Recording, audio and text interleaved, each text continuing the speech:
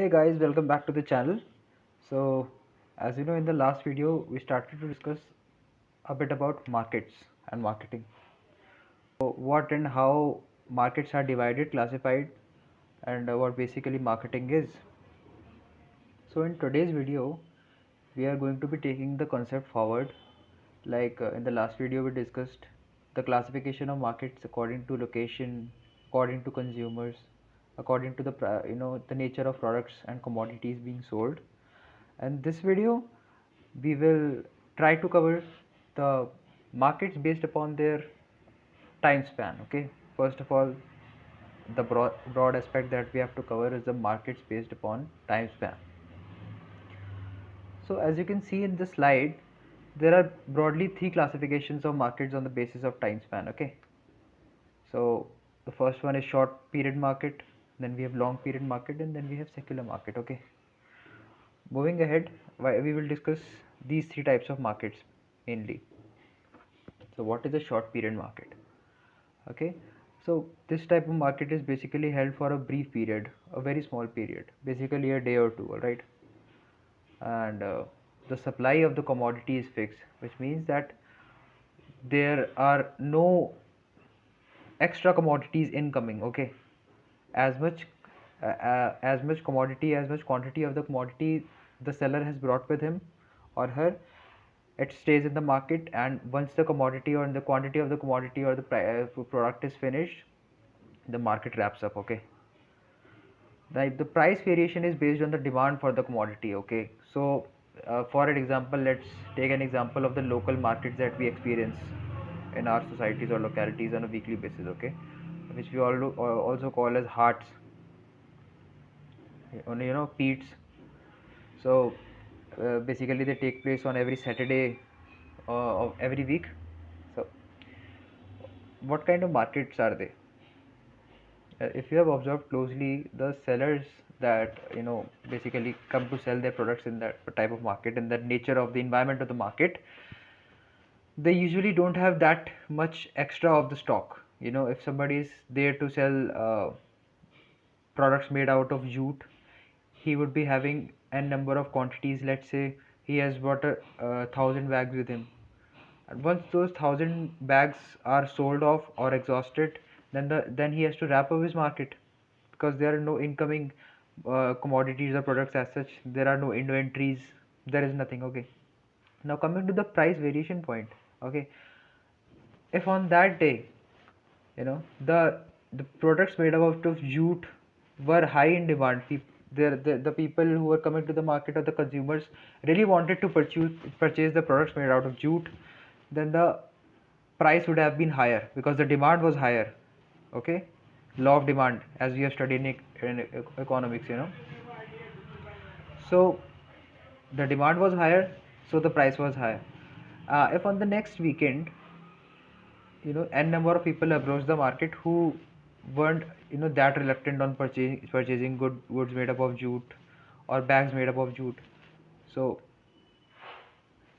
on that particular day the demand was low, so the price was also low, because the seller was in dire need of selling the amount of products that he bought with him. He had to cover his operating costs, not operating costs in this case, we can just say he had to cover his transportation cost and the overheads that he suffered during the process. All right. So, and the supply is zero elastic. Okay, this is a very important point to note. The supply, as we have studied in economics, it is zero elastic. Now what are the examples of these market? Fish market. Okay, as you can see, I don't consume non-vegetarian items, but if some of you have went to a fish market, you might be able to relate. And same is vegetable market. On the same day fresh vegetables are bought from the farmers by the vendors, and then on the same day the purchase is done, and the waste vegetables or the vegetables that are left are either fed to the cows or they are just thrown away if no particular need for them arises. Okay, same with flower market. Now as you can see, short period market generally covers the commodities and products that are edibles. Okay, FMCG, fast moving consumable goods, that have a very short shelf life, that cannot survive for a very long time. Okay, I hope you're getting the point that I'm trying to put in front of you guys. Now coming to the long period market, what are long period markets? These markets generally consist of products or commodities that are durable in nature, okay, that have higher shelf life than the products that are being sold in the short shelf life or the short period market, okay. Now, what all markets does the long period market cover? Food grain market and oil seeds market, to name a few. Food grains generally have a higher shelf life than, commodities or products or edibles that we discussed in the previous slide, like fisheries, or let's say flowers or vegetables. Food grains are generally dry in nature, and that's why they have durability and have higher shelf life, and they can be sustained for a period of around, a few months, lasting of about few months. Okay, same with oil seeds also, you know, and then the price for these products are governed by supply and demand. Okay, if the supply, okay, let us just understand this point with the help of an example, right? In the food grain market, if the demand for wheat is increasing day by day, and the supply, the government or the farmers or people who are harvesting wheat are not ready to supply or are not prepared to supply that much amount which is needed by the consumers in the market, the supply goes down and the demand is higher. Now what will happen? The price will go up because the supply is down and the demand is higher. The law of demand, again, economics coming into the play.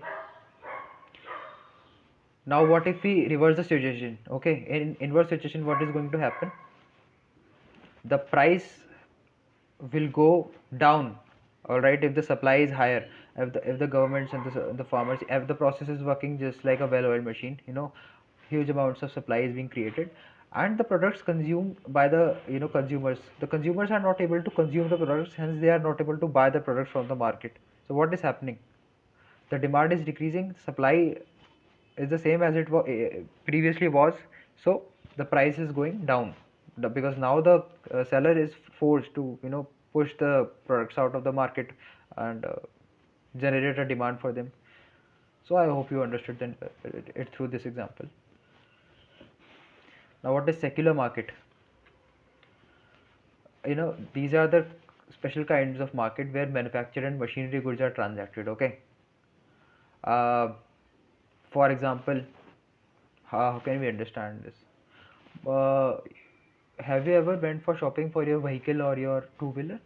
You might have purchased a few crankshafts or piston rings and many other accessories that come for a vehicle that are being manufactured in a factory and are stored in a godown, or processing facilities. Okay, those constitute secular market. Okay, these are permanent markets. Okay, there is no concept of shelf life here, so your goods can last for years, years before it is finally being marked down by the company that it cannot function as efficiently as it was programmed or manufactured for, and then it can last up to years. There is no concept of shelf life here. This secular market is generally very well organized as compared to short term and long term markets. Okay, and also export and import happens here. The commodities that we are able to produce at a less cost than other countries, we export these commodities to those countries, and which the processing or the manufacturing cost for products or commodities that we are facing at a higher side as compared to the rest of the countries, we import them. Okay, so this is a discussion for some other day. Moving ahead, I hope you understood this example. Now coming to the next point is volume of business. Okay, there the markets are also divided on the basis of volume: wholesale and retail market. Okay, now what are these markets? See, wholesale market is uh, a market for large quantities. Okay, you might have gone to or might have seen a wholesale market in your life at least once. Okay, wherein if you generally, what happens is, if we purchase directly from the wholesale market, the cost per product, or the price we are paying for a particular product, it generally goes down a bit. Okay, for example, if we are going to purchase a pen, or for let's say uh, a register, for example, and if we go to a wholesale market, then the shopkeeper tells you that if you buy, a set of 20 notebooks from me or a set of 10 pens from me, then I'm gonna lower down the price of the pen. All right, and for example, if the previously the pen was costing 10 rupees, then it will only gonna cost it's only gonna cost around like 5 or 6 rupees to you per piece, if you are buying the minimum order quantity from the seller. So the cost per piece goes down. Okay, so basically wholesale markets are large quantity markets, and the parts of this wholesale markets are producers and traders. Okay, people who are producing and people who are trading these commodities or products. Now, what are retail markets? Retail markets are generally the markets that are accessible to the general public or accessible to us, like you and me, like the markets that we visit on a daily basis for getting things done. So this is generally a small quantity market. Okay, now if we just have to purchase a things or to like just a register, just a pen, or just a eraser, and that all, we don't require a lot of quantity, and we don't care for the lowering of prices also, if you buy the entire stack or if you're just purchasing one single quantity. So if we will straight away go to the retail market and contact the retailers, person who is selling these single things. Okay, so parts of this markets are producers, retailers, and consumers. Okay. Now, the next classification is on the basis of the nature of transaction. Okay, this we will cover in the next video. I think this video is long enough, and as I said earlier, that you guys are not interested in long videos. So this aspect we will cover in the next video. All right. So I hope you guys enjoyed the video. I hope you liked the video, and guess we will meet in the next video. Okay. Okay, guys. See ya. Do like the video if you enjoyed the concepts. Okay. Bye bye.